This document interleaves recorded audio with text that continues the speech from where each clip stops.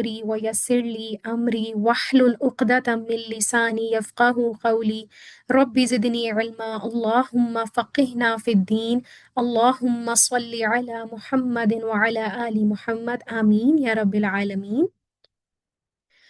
کل ہم لوگوں نے سورہ بقرہ کے 2 رکوع پڑھے تھے اور جن میں ہم نے بنی اسرائیل کا واقعہ پڑھا تھا، ٹھیک ہے، ایک تو نہیں کافی واقعات پڑھے تھے اور پھر ہم نے ان واقعات میں سے بہت زیادہ لیسنس بھی ڈھونڈے تھے کہ بنی اسرائیل کا کیا طریقہ کار تھا، وہ کیا کیا گناہ کرتے تھے، کیا کیا نافرمانیاں کرتے تھے، اللہ تعالیٰ کی نعمتوں کی ناشکری کیسے کرتے تھے، اور آج بہت ساری غلطیاں جو ہیں وہ ہمارے میں بھی موجود ہیں، ٹھیک ہے، بار بار نعمت کی ناشکری کرنا، بار بار اللہ تعالیٰ کی طرف رجوع کر کے واپس لوٹ جانا جب نعمت مل جاتی ہے، تو یہ بھی ہمارا رویہ ہے۔ پھر کتاب کے میننگز کو چینج کر دینا، ٹھیک ہے، ظاہری طور پہ ہم نہیں چینج کرتے لیکن اپنے عمل سے ہم اس کو بدل رہے ہوتے ہیں، ٹھیک ہے، اپنے گناہوں کو جسٹیفائی کر رہے ہوتے ہیں، تو اس کا یہی مراد ہے کہ ہم نعوذ باللہ ہم کتاب کو وہ اہمیت نہیں دیتے جو ہم سے درکار ہے۔ تو اسی طرح جو آج کے رکوع ہے نا وہ بھی بنی اسرائیل کے اوپر ہی ہیں، اور آپ لوگ دیکھیں گے کہ قرآن مجید میں بہت دفعہ بنی اسرائیل کا واقعہ آیا ہے، ٹھیک ہے، یہ پہلی دفعہ آ رہا ہے لیکن اس کے بعد بھی جنہوں نے پورا پورا قرآن بھی تفسیر کے ساتھ پڑھا ہوا ہے وہ بھی دیکھیں گے بار بار ان کا واقعہ آتا ہے۔ کیوں آتا ہے ایک ہی بات بار بار کیوں آتی ہے؟ تو جب ہم کسی بھی چیز کا ایک دوسرے کو بار بار ریمائنڈر دیتے رہتے ہیں تو اس کی اہمیت ہوتی ہے نا، اس لیے ہم ریمائنڈر دے رہے ہوتے ہیں کہ اب ہم کسی کو کہتے ہیں، جیسے اسپیشلی بچوں کی یہ جب ہیبٹ بنانی ہوتی ہے تو ڈیلی ان کو ریمائنڈر دیتے ہیں کہ نماز پڑھنی ہے، نماز پڑھنی ہے، نماز پڑھنی ہے۔ کیوں؟ کیونکہ ہم ان کو بتا رہے ہوتے ہیں کہ یہ ایک مسٹ چیز ہے، ٹھیک ہے، اور کسی کو کوئی چیز بھول گئی ہے تو اس کو یاد کروانے کے لیے، اس کی اہمیت کو جتانے کے لیے۔ تو بنی اسرائیل کا واقعہ اس لیے بار بار آئے گا تاکہ ہم بار بار اپنی کریکٹر کی عکاسی کریں کہ ہمارے کریکٹر میں کیا کیا فالٹس ہیں، ہمارے میں کون کون سی غلطیاں ہیں اس میں سے، ٹھیک ہے۔ تو جب بھی ہم نے کوئی بھی آیت پڑھنی ہے، کوئی بھی واقعہ پڑھنا ہے قرآن کا، تو اس کو قصہ کہانی نہیں سمجھنا، اس کے لیے اندر سے سبق نکالنے ہیں، ٹھیک ہے، وہ سبق کے لیے آیا، وہ نصیحت کے لیے آیا ہماری۔ تو اس لیے اب آپ لوگوں نے 2-3 کلاسز لی ہیں تو آپ لوگ کو بھی اندازہ ہو رہا ہوگا کہ تفسیر پڑھنا کتنا امپورٹنٹ ہے، ٹھیک ہے، قرآن مجید کو صرف ترجمے کے ساتھ پڑھ لینا کافی نہیں ہے، اس کی تفسیر جاننا بہت ضروری ہے تاکہ ہمیں پتہ چلے کہ اللہ تعالیٰ کیا کہہ رہے ہیں۔ چلیں اسی کانٹیکسٹ کے ساتھ اب ہم آیت نمبر 60 شروع کرتے ہیں۔ وَإِذِ اسْتَسْقَىٰ مُوسَىٰ لِقَوْمِهِ فَقُلْنَا اضْرِب بِّعَصَاكَ الْحَجَرَ فَانْفَجَرَتْ مِنْهُ اثْنَتَا عَشْرَةَ عَيْنًا قَدْ عَلِمَ كُلُّ أُنَاسٍ مَّشْرَبَهُمْ كُلُوا وَاشْرَبُوا مِن رِّزْقِ اللَّهِ وَلَا تَعْثَوْا فِي الْأَرْضِ مُفْسِدِينَ۔ اب اللہ تعالیٰ اپنی ایک اور نعمت کی ذکر کر رہے ہیں کہ جو بنی اسرائیل پہ انہوں نے کیا تھا۔ جیسے میں نے آپ لوگوں کو کل بتایا کہ جب ان کو اللہ تعالیٰ نے فرعون سے نجات دلائی اور پھر موسیٰ علیہ السلام ان کو صحرائے تین میں لے گئے تھے، پھر وہاں ان کو من و سلویٰ ملا، بادلوں کا سایہ ملا، تو ظاہری سی بات ہے کھانے کے ساتھ پانی بھی ایک بہت بڑی ضرورت ہوتی ہے، بلکہ زیادہ بڑی ضرورت ہوتی ہے، ٹھیک ہے۔ تو اب اللہ تعالیٰ فرما رہے ہیں اور یاد کرو، پھر سے نصیحت دلا رہے ہیں مدینہ کے یہود کے لیے بھی اور ہمارے لیے بھی، اور یاد کرو جب موسیٰ علیہ السلام نے اپنی قوم کے لیے پانی طلب کیا، ظاہری بات ہے ان کے پاس پانی نہیں تھا صحرا میں، تو انہوں نے موسیٰ علیہ السلام سے جا کے وہ ہر چیز کہتے تھے، اور وہ لیڈر بھی تھے وہاں کے، اور ان کو یہ بھی پتہ تھا کہ وہ کلیم اللہ، اللہ تعالیٰ ان کی بات ڈائریکٹ سنتے ہیں، تو وہ جا کے ان کو انہوں نے کہا، اور موسیٰ علیہ السلام نے اللہ تعالیٰ سے پانی طلب کیا۔ تو اللہ تعالیٰ کا معجزہ دیکھیں جو موسیٰ علیہ السلام کو انہوں نے عطا فرمایا، تو اللہ تعالیٰ کہہ رہے ہیں ہم نے فرمایا کہ پتھر پر اپنا عصا مارو، تو فوراً اس میں سے 12 چشمے بہہ نکلے، اور ہر گروہ نے اپنا اپنا پانی کی جگہ کو پہچان لیا، اور ہم نے فرمایا کہ اللہ کا رزق کھاؤ اور پیو اور زمین میں فساد نہ پھیلاتے پھرو۔ سبحان اللہ، دیکھیں کتنا بڑا معجزہ، ایک صحرا میں پانی کا نکل پڑنا، اور تھوڑا سا پانی بھی نہیں، 12 چشمے پھوٹ پڑے۔ جیسے کل ہم نے پڑھا تھا نا کہ ان کے 12 قبیلے تھے، تو اللہ تعالیٰ نے سبحانہ و تعالیٰ نے 12 چشمے کیے، کیوں؟ تاکہ آپس میں اختلاف نہ ہو، لڑائی نہ ہو، کوئی تنگی نہ ہو، سبحان اللہ، ٹھیک ہے۔ تو اللہ تعالیٰ نے ہر کسی کو اس کے پانی کی جگہ دے دی، اور ساتھ اللہ نے کیا فرمایا؟ ہم نے فرمایا اللہ کا رزق کھاؤ، یہ بھی ایک اللہ تعالیٰ کی نعمت ہے، دیکھیں اللہ تعالیٰ خود فرما رہے ہیں کہ میرا رزق کھاؤ اور پیو، سبحان اللہ، اور زمین میں فساد نہ پھیلاتے پھرو۔ تو اب اس آیت سے کیا سبق مل رہا ہے ہمیں؟ ہم یہ دیکھتے ہیں کہ جب بھی کوئی بھی چیز چاہیے تو رجوع کہاں ہم نے کرنا ہے؟ پھر اللہ تعالیٰ کی طرف۔ پانی نہیں ہے، کھانا نہیں ہے، کوئی بھی تنگی ہے، بیماری ہے، رزق کی تنگی ہے، سب سے پہلے اللہ کا در۔ تو اللہ تعالیٰ ایسا کوشش ہی نہیں آپ نے کرنی کہ پہلے میں کسی اور کے پاس جاؤں، ٹھیک ہے، اللہ تعالیٰ وسیلے بنا دیتے ہیں، اللہ تعالیٰ اسباب بنا دیتے ہیں، جیسے کل ہم نے پڑھا تھا کہ سمندر دو راستے میں بٹ گیا تھا، تو یہ کتنا بڑا اللہ تعالیٰ کا معجزہ تھا۔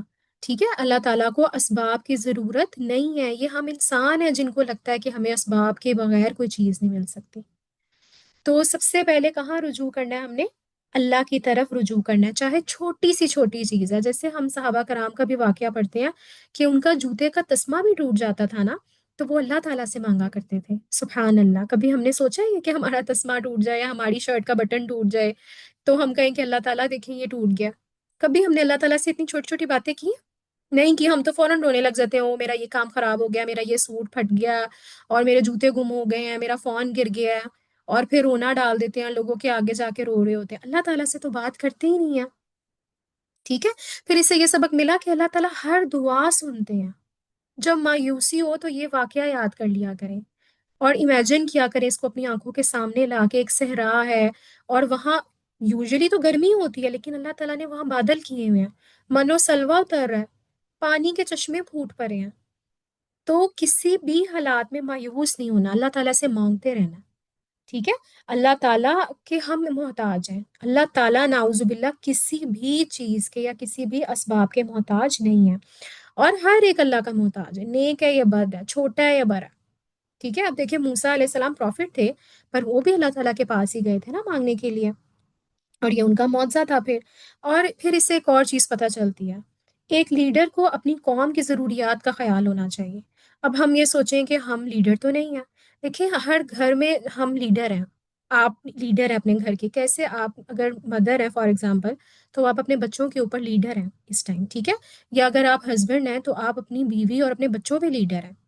ٹھیک ہے، تو اب ایک لیڈر کو اپنے گھر والوں کی ضروریات کا خیال ہونا چاہیے، اور تگ و دو کرنی چاہیے، کوشش کرنی چاہیے ان کی ضروریات کو پورا کرنے کی، نہ کہ ہمت ہار کے بیٹھ جائے کہ نہیں اب ہم سے یہ کام نہیں ہو رہا، اب آپ خود ہی کر لیں۔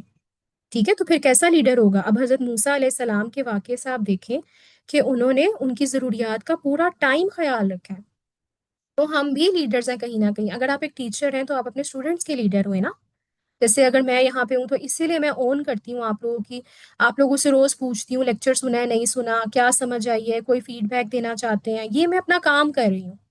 ٹھیک ہے، نعوذ باللہ اس کے پیچھے میری اور کوئی انٹینشن نہیں ہوتی کہ میں کہوں کہ آپ لوگ میری تعریف کریں یا آپ لوگ مجھ سے یہ بات کریں، مجھے بلکہ ڈر لگ رہا ہوتا ہے تعریف نہ ہی ہو، بس یہ ہوتا ہے کہ میں چیک رکھتی ہوں کہ لیکچر سنا ہے کہ نہیں سنا۔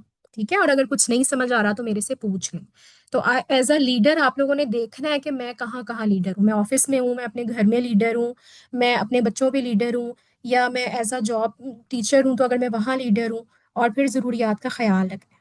ٹھیک ہے، پھر اور ہمیں کیا اس سے سبق ملتا ہے کہ نعمتوں کا استعمال کرنا چاہیے، یہ اللہ کا حکم ہے نا، ہم نے فرمایا کہ اللہ کا رزق کھاؤ اور پیو، لیکن پھر کھا کھا کے یا پی پی کے ناشکری نہیں کرنی، اور حد سے اضافہ نہیں کرنا، ولا تعثوا فی الارض مفسدین، اور زمین میں فساد نہ پھیلاؤ، اسراف نہیں کرنا ہم نے۔ ٹھیک ہے، اکثر لوگ اسراف ہی کر رہے ہوتے ہیں نعمتوں کا، اور وہ کہہ رہے ہوتے ہیں ہم تو اللہ کی نعمتیں استعمال کر رہے ہیں، لیکن وہ اسراف ہوتا ہے۔ تو دیکھا کرے اعتدال میں رہ کے ہر چیز کرنی ہے۔ ٹھیک ہے، اور فساد نہیں پھیلانا، تو اللہ تعالیٰ نے کہا زمین میں فساد نہ پھیلاؤ۔ فساد کیسے پھیلتا ہے؟ کسی اور کا حق کھا جانا، مال غصب کر لینا، تو ان کو اللہ تعالیٰ نے منع کیا کہ تم لوگوں کے تو 12 چشمے آ گئے ہیں نا، اب اپنے اپنے چشمے سے پانی پیو۔ ہمارے لیے بھی سبق ہے کہ اگر ہمارے پاس کوئی بھی چیز ہے تو ہمیں اپنا حصہ رکھ کے باقیوں کا حصہ بھی دیکھنا ہے، اپنے مال میں، اپنی چیزوں میں، اپنے اسباب میں، اپنے علم میں۔ علم بھی ایک خزانہ ہے، تو اس کو اپنے تک نہیں رکھنا، اپنے تک رکھیں گے تو وہ چلا جائے گا۔ ٹھیک ہے، اور آگے دینے لگیں گے تو الحمدللہ بہت زیادہ اس سے اضافہ ہوتا ہے۔ ٹھیک ہے، تو انشاءاللہ جو بھی آپ سیکھتے ہیں اس کو اپنے لینگویج میں، اپنے ورڈز میں آگے ضرور بتایا کریں۔ چلیں اگلی آیت دیکھتے ہیں۔ وَإِذْ قُلْتُمْ يَا مُوسَىٰ لَن نَّصْبِرَ عَلَىٰ طَعَامٍ وَاحِدٍ فَادْعُ لَنَا رَبَّكَ يُخْرِجْ لَنَا مِمَّا تُنبِتُ الْأَرْضُ مِن بَقْلِهَا وَقِثَّائِهَا وَفُومِهَا وَعَدَسِهَا وَبَصَلِهَا۔ پھر ناشکری، اب اتنا کچھ مل گیا، اب کیا کرنا چاہیے تھا ان کو؟ شکر ادا کرنا چاہیے تھا اللہ کی نعمتوں پہ، اور اللہ کے راستے میں کام کرنا چاہیے تھا، لیکن ان کا رویہ آپ دیکھیں۔ اور جب تم نے کہا اے موسیٰ ہم ایک کھانے پہ ہرگز صبر نہیں کر سکتے، من اور سلوا پہ صبر نہیں کر سکتے، لہٰذا آپ اپنے رب سے دعا کیجئے کہ ہمارے لیے وہ چیزیں نکالے جو زمین اگاتی ہے، جیسے ساگ اور ککڑی اور گندم اور مسور کی دال اور پیاز۔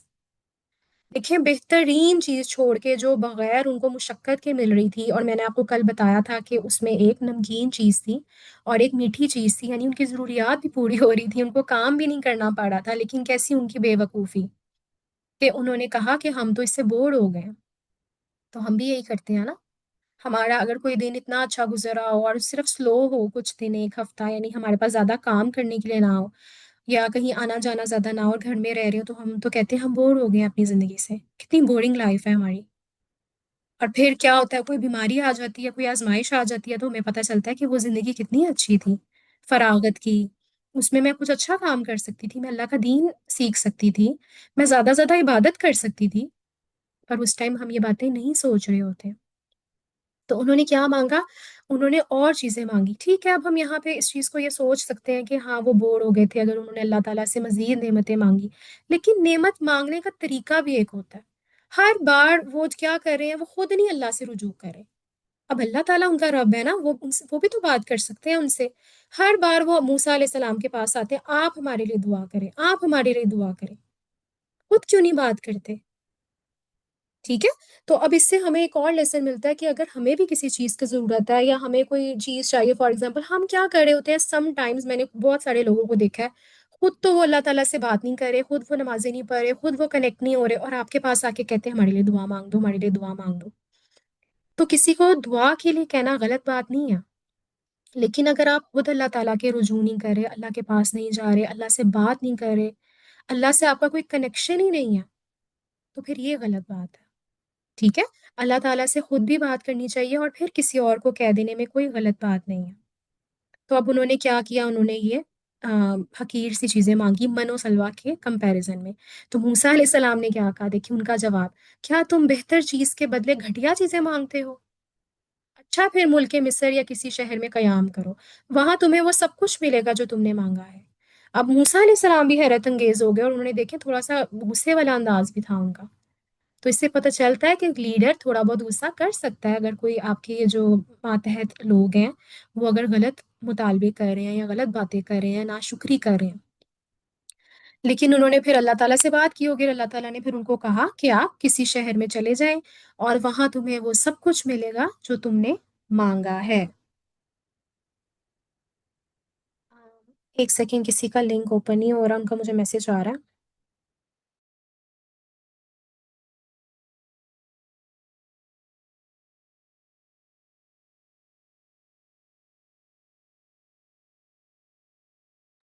چلیں ہم کنٹینیو کرتے ہیں، بسم اللہ الرحمن الرحیم۔ اچھا، اب اللہ تعالیٰ کے حکم کے مطابق انہوں نے کہا کہ آپ کسی شہر میں چلے جائیں، ٹھیک ہے، یہاں مصر کا نام لکھا ہوا ہے لیکن تفاسیر میں یہ 100% نہیں ہے کہ مصر کو ہی انہوں نے کہا تھا، انہوں نے کسی شہر میں جانے کے لیے کہا تھا۔ اور کیا ہوا، اور ان پر ذلت اور غربت مسلط کر دی گئی اور وہ خدا کے غضب کے مستحق ہو گئے۔ ٹھیک ہے، کیوں ذلت اور مسکنت ان پہ آگے مسلط ہو گئی؟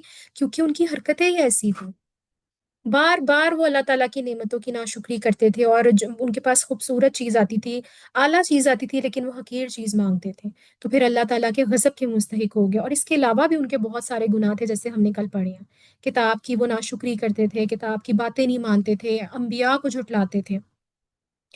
تو کیا ہوا، ان پہ ذلت اور غربت آ گئی۔ یہ ذلت اور غربت اس وجہ سے تھی کہ وہ اللہ کی آیتوں کا انکار کرتے تھے، نہ صرف شرعی آیتوں کا انکار کرتے تھے جیسے تورات کی، بلکہ کونی آیات، کونی آیات کہتے ہیں کائنات کی نشانیوں کا بھی، جیسے ابھی ہم نے اوپر ذکر کیا نا، من و سلوہ اللہ تعالیٰ کی نشانی تھی، بادل اللہ کی نشانی تھے، فرعون سے نجات اللہ کی نشانی تھی، پانی کا مل جانا اللہ کی نشانی تھی۔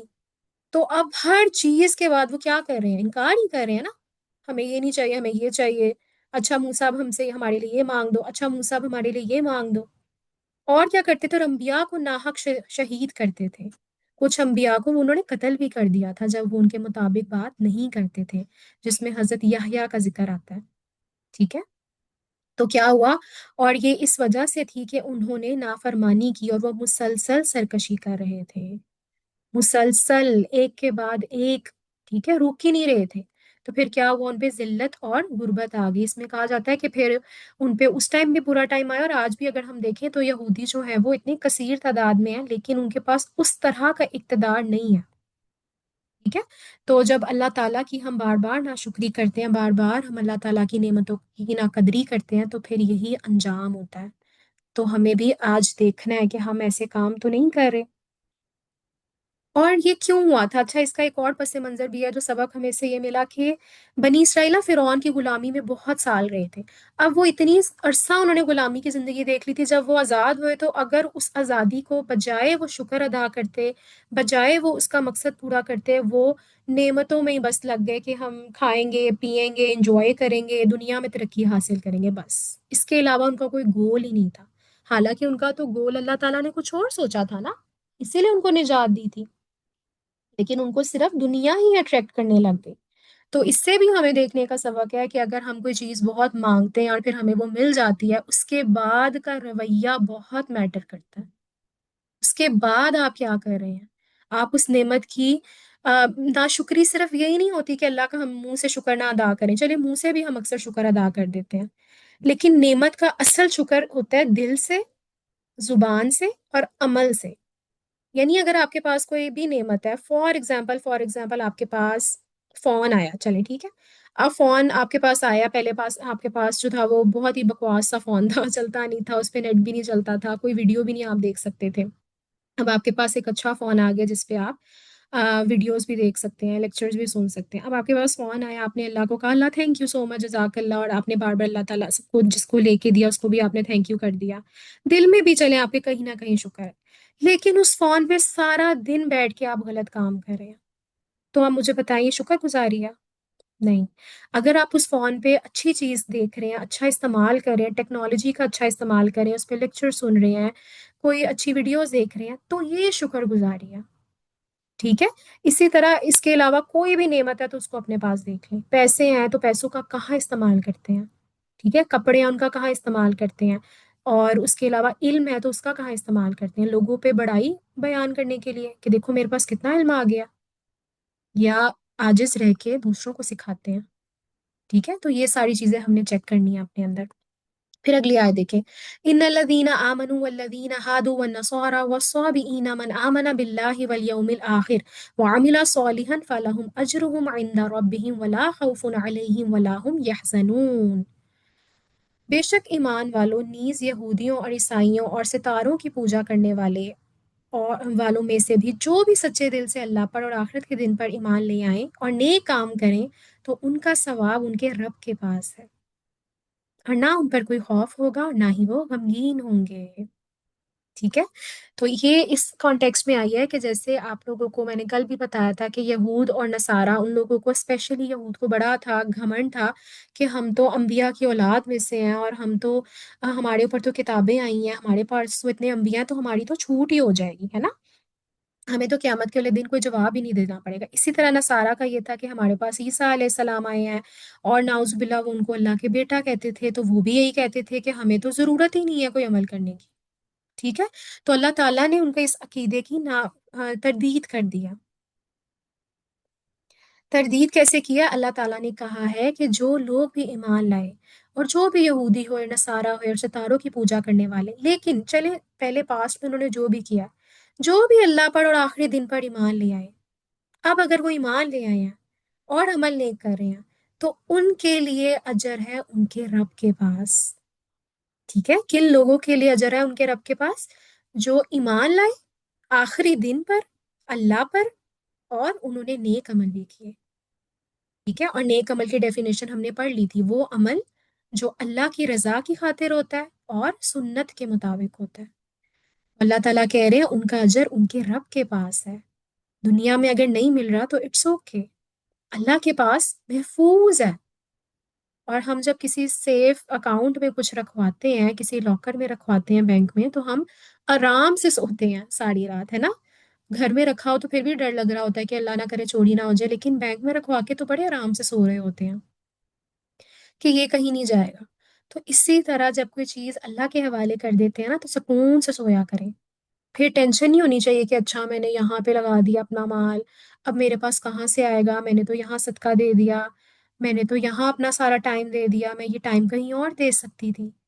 بہترین جگہ پہ آپ اپنا ٹائم دے رہے ہیں، بہترین جگہ پہ آپ اپنا علم دے رہے ہیں، بہترین جگہ پہ آپ اپنا رزق دے رہے ہیں، تو پھر ٹینشن نہیں ہونی چاہیے. اللہ تعالیٰ کیا کہہ رہے ہیں؟ ولا خوفن، ان پر نہ کوئی خوف ہوتا ہے اور نہ ہی وہ غمگین ہوتے ہیں. سبحان اللہ. تو قیامت کے دن تو ہوگا ہی نہیں ہوگا، لیکن دنیا میں بھی نہیں رہتا. کیا ہوتا ہے کہ ایسا نہیں ہوتا کہ ان پہ مشکلات نہیں آتی ہیں، ایسے شخص پہ مشکلات بھی آتی ہیں، پرابلمز آتی رہتی ہیں، ہرڈلز آتے ہیں، بیماریاں آتی ہیں، رزق کی تنگی آتی ہے.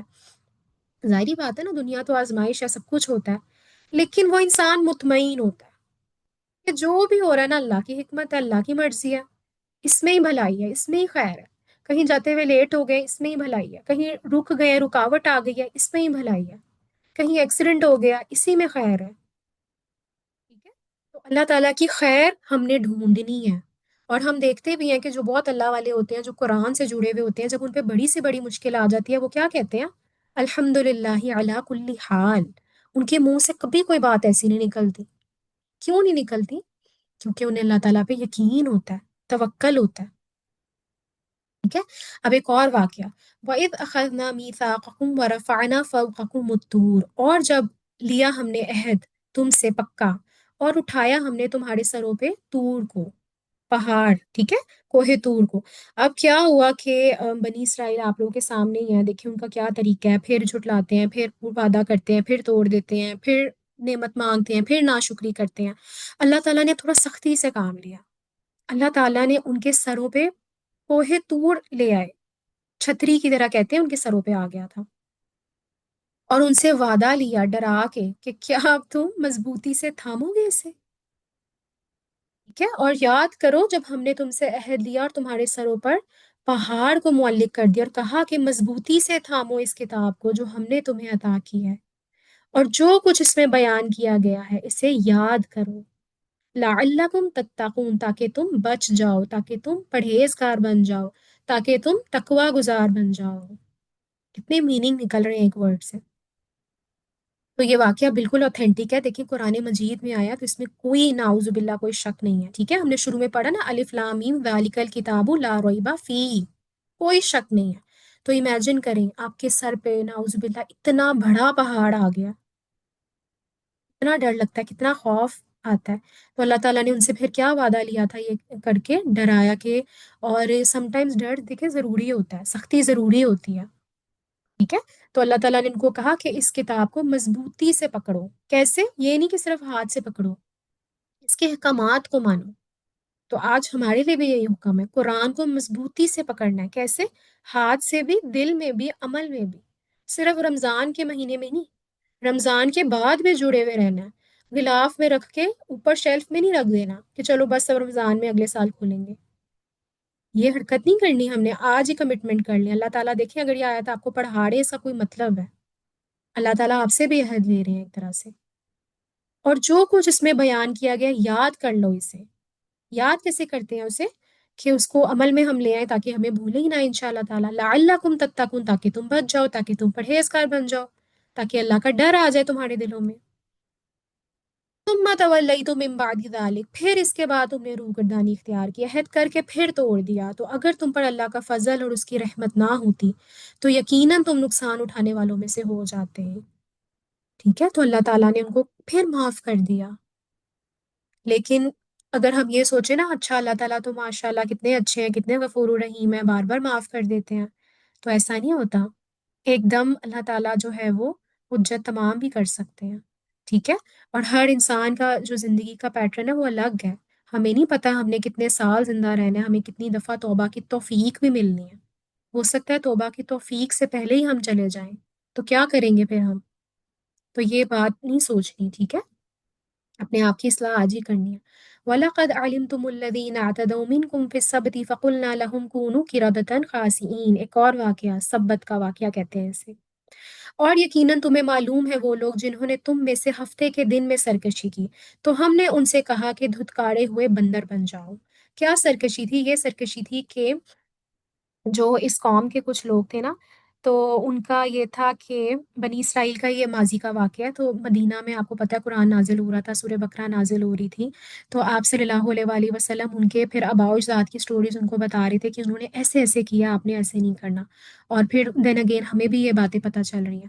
اب کیا تھا، اس قوم کو اللہ تعالیٰ نے ہفتے کے دن مچھلیاں پکڑنے سے منع کیا تھا، ٹھیک ہے؟ اور ان کا پیشہ مچھلیاں پکڑنا ہی تھا، 90%، مطلب زیادہ تر ان کا کام یہی تھا کہ صرف ہفتے کے دن مچھلیاں نہیں پکڑنی، باقی دن آپ پکڑ سکتے ہیں، ہفتے کے دن عبادت کرنی اور ریسٹ کرنا۔ تو اب کیا ہوا، لیکن اس میں ایک آزمائش تھی۔ آزمائش یہ تھی کہ باقی جو 6 دن تھے نا، اس میں مچھلیاں سمندر میں اوپر اتنی اتنی آتی نہیں تھی، ہفتے کے دن زیادہ آنے لگ گئی۔ تو اب ان کے دل میں لالچ ہوا، انہوں نے یہ سوچا ہی نہیں کہ اللہ کا حکم ہے، ہم کیسے اس کو نہ مانے، ٹھیک ہے؟ اور جیسے دیکھا، شیطان بھی وسوسہ ڈال دیتا ہے۔ تو اللہ تعالیٰ نے حالانکہ کلیئرلی کہا تھا کہ تو ہم کہ نہیں کرنا ایسے، اب انہوں نے کیا کیا، انہوں نے اس میں نا حجت ہیلا بازی سوری تلاش کر لی۔ کیسے؟ وہ جمعے کے دن جال ڈال دیتے تھے، اور نہ ہفتے والے دن نہیں جاتے تھے، بس جمعے والے دن جال ڈال کے آ جاتے تھے، ہفتے والے دن اس میں مچھلیاں آ جاتی تھیں، اور اتوار کے دن اس کو نکال لیتے تھے، اور وہ جسٹیفائی کرتے تھے کہ ہم نے تو دیکھو ہفتے والے دن کچھ نہیں کیا۔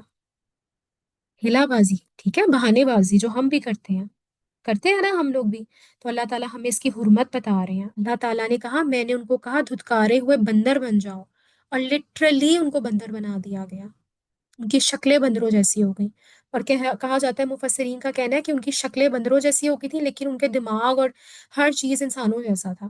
تو وہ اتنا ایک دوسرے کو دیکھ کے روتے تھے، اتنی تکلیف ان کو ہوتی تھی، ناؤز باللہ، آپ دیکھیں کتنی بڑی تکلیف ہے۔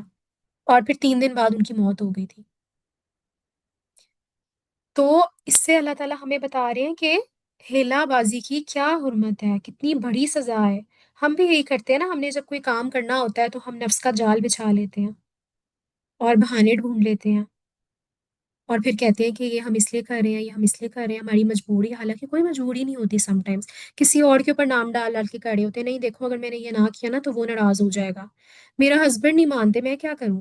اکثر لوگوں کو کہتے ہوئے آپ نے سنا ہوگا قرآن کلاس میں جب آپ ان کو بلاتے ہیں یا ایسے، تو وہ کہتے ہیں نہیں ہمارے ہسبینڈ ہمیں الاؤ نہیں کرتے۔ تو وہ ہماری ٹیچرس کہتی ہیں، ہم اگر عورتوں نے اپنے ہسبینڈ سے کوئی اور بات منوانی ہو نا دنیا کی، تو وہ ہر طریقے سے منوا لیتی ہیں، لیکن دین کی دفعہ ہم کہتے ہیں نہیں نہیں وہ نہیں مانیں گے۔ اصل میں ہم کوشش ہی نہیں کرتے کہ ہم نے یہ حکم منوانا ہے، ٹھیک ہے، اپنے پیرنٹس پہ ڈال دیتے ہیں نہیں نہیں وہ نہیں مانیں گے، ہم کیسے آئے یہاں پہ؟ ہر انسان مان جاتا ہے ایک ٹائم کے بعد، لیکن ہم کوشش ہی نہیں کرتے۔ ہم ان کے دل میں وسعت کیسے ڈالیں گے اگر ہمارے دل میں ہی وسعت نہیں ہوگی؟ ٹھیک ہے، تو دین کے کاموں کے لیے نا پہلے اپنے دل کو خود کھولنا پڑتا ہے، اور پھر بعد میں ہم کسی اور کا سینہ کھول سکتے ہیں۔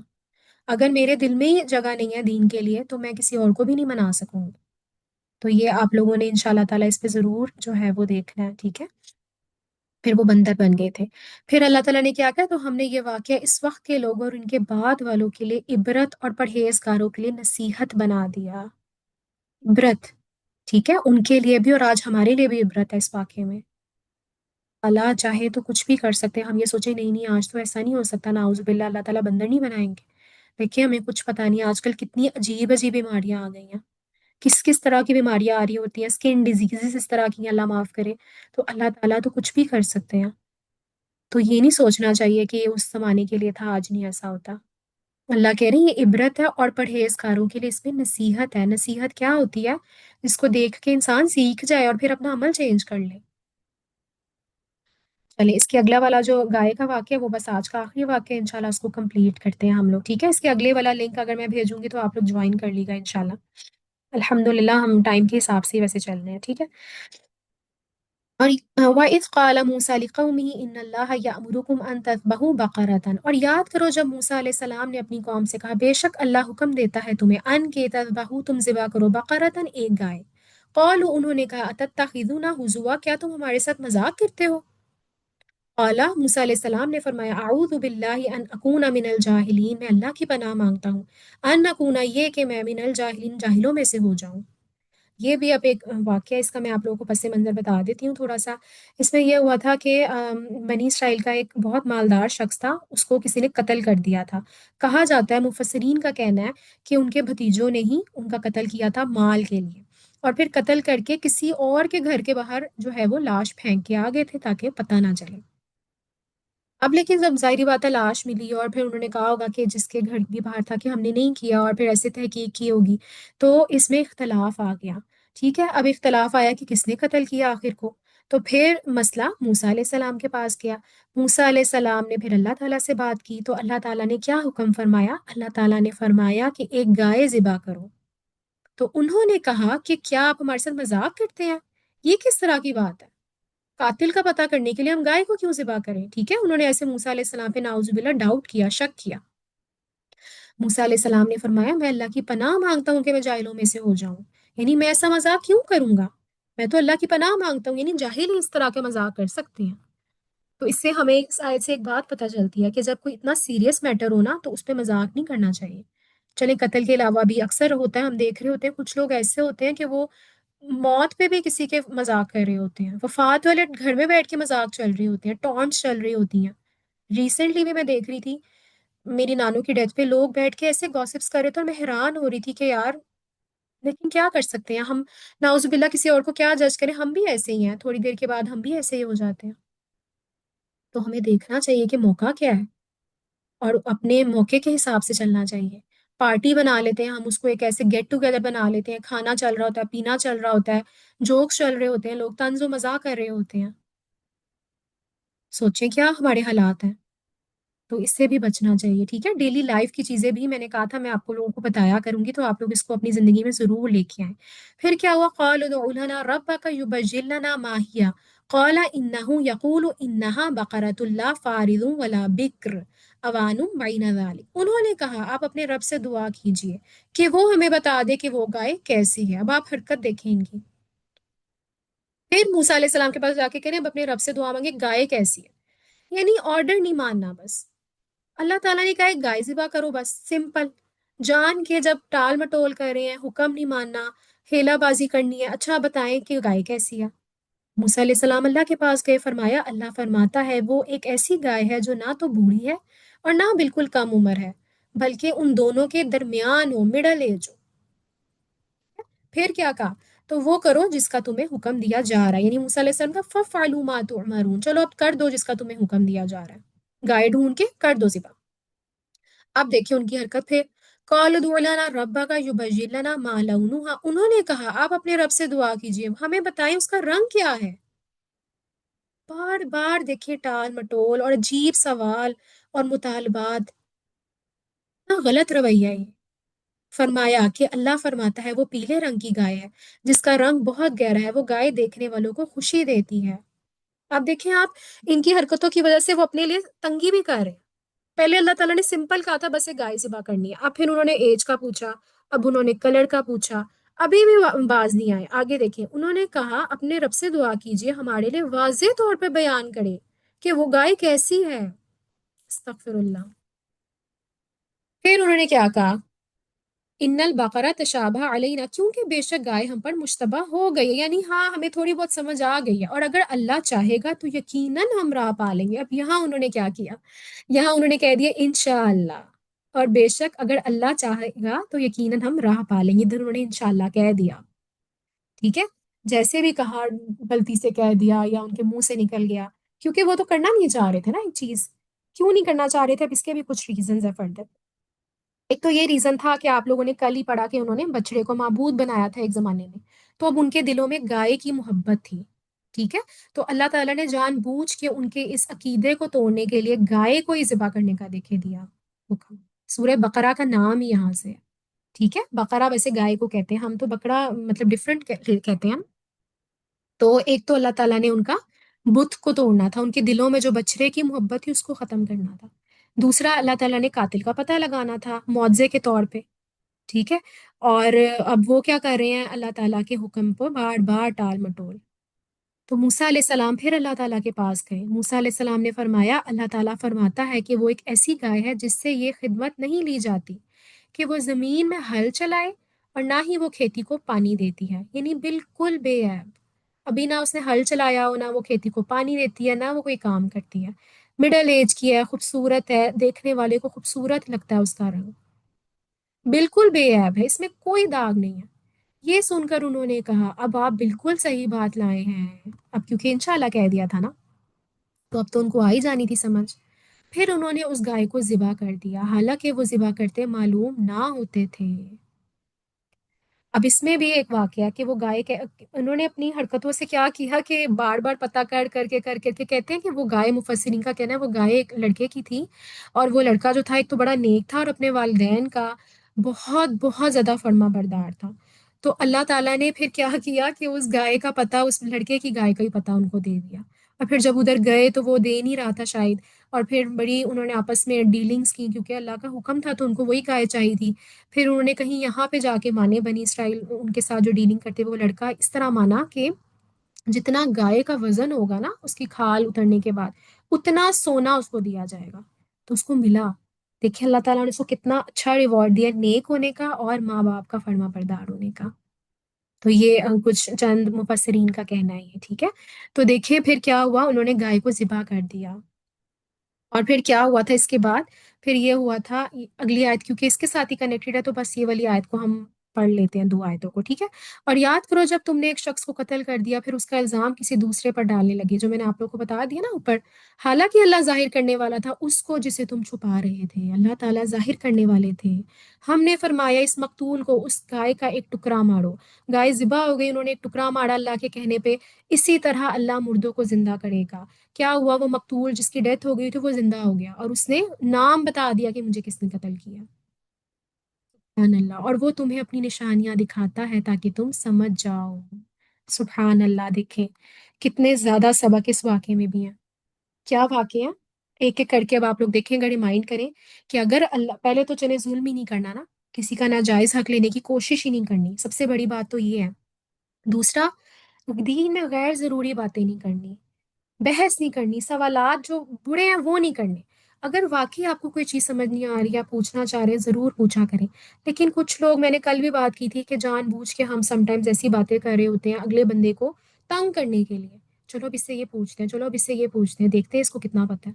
تو یہ بھی غلط عادت ہے، ٹھیک ہے. ویسے الحمدللہ بہت لوگ ایسا نہیں بھی کرتے لیکن کچھ لوگ کرتے بھی ہیں ایسے. پھر کیا کرتے ہیں، فضول فضول اللہ تعالیٰ سے ڈیمانڈز کرنا. کیا ہوتا ہے، اس سے دین مشکل ہو جاتا ہے. اکثر یہ بھی ہوتا ہے ایک حکم آپ نا کسی سے پوچھ رہے ہیں، اس نے آپ کو بتا دیا کہ دین اور سنت میں ایسے. اب آپ کہیں گے نہیں نہیں، میں نے، مجھے لگ رہا ہے ایسا نہیں ہے، میرا دل مطمئن نہیں ہے، میں نے تو فلانے کو ایسے سنا، میں نے تو ایسے سنا. اب آپ دین کو اپنے پہ ہی مشکل کر رہے ہیں. ٹھیک ہے.